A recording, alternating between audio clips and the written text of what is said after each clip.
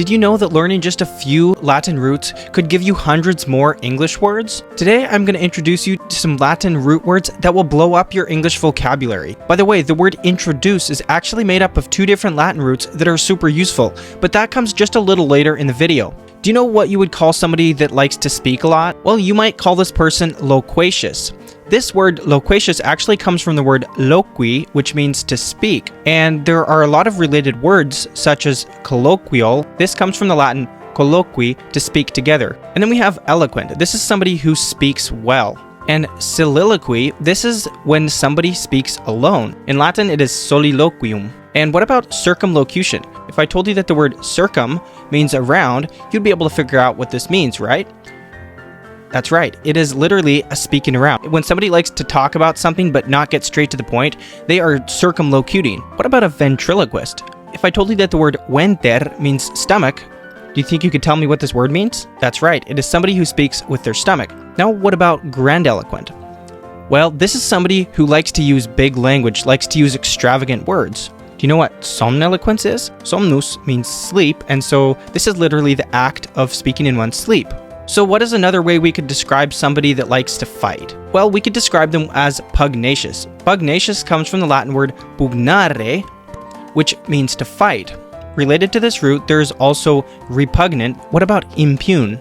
Well, impune is also related to pugnare, and it means to fight against. Now, what about the word verbum? There are actually many words that come from this word verbum, such as verbal, or verbiage, or verbiage. Or what about somebody who is verbose? Have you ever heard this before? Well, to be verbose is somebody who uses a lot of words, probably like I do. Now, the word dicere. The word dicere means to say.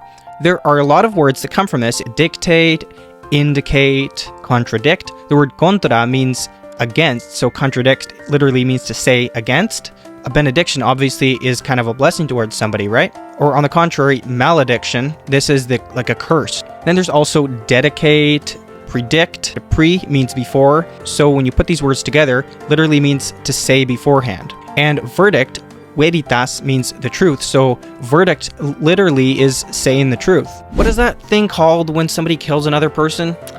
Oh yes, it is homicide. If we knew the word occidere meant to kill, this word would make a lot more sense. And with the same root, we can put the word frater in it and becomes fratricide. This literally is the killing of one's brother. And then there's, of course, suicide, suicidium. This is the killing of oneself. Sui is oneself.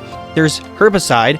Herba in Latin means grass or herbs, so to kill herbs, right? Herbicide. Now, genocide, this is the act of killing a nation. And that leads us into the next one, which is gens. Gens has to do with birth or a type or kind. So from this we get generate, generation, gentle, genesis, generous, genital, general. All of these words come from this root gens, meaning a birth. What do you call it when you talk about something or write about something? Well, that is called a description. This root scrib comes from the word scribere, meaning to write. There are many words that are connected, such as ascribe or subscribe, that literally means to write below. And by the way, if you guys don't mind, I would really appreciate it if you subscribe to this channel right now. That would really help. We have words like prescribe. Pre means before, so literally to write before. And postscript. Post means after, so postscriptum, that which is written after. And then, of course, manuscript. Manus is hand, so manuscript. Can you guess what that means? Well, obviously, it means written by hand. I believe you can start to see by now how all of these words can really help you understand English better. Have you ever heard the word perambulate or maybe somnambulate? The word ambulare means to walk. To perambulate literally means to walk around. This could be someone pacing back and forth, right? And what about the word somnambulate? Remember what I said before about what somnus means? So somnambulate is literally walking in one's sleep.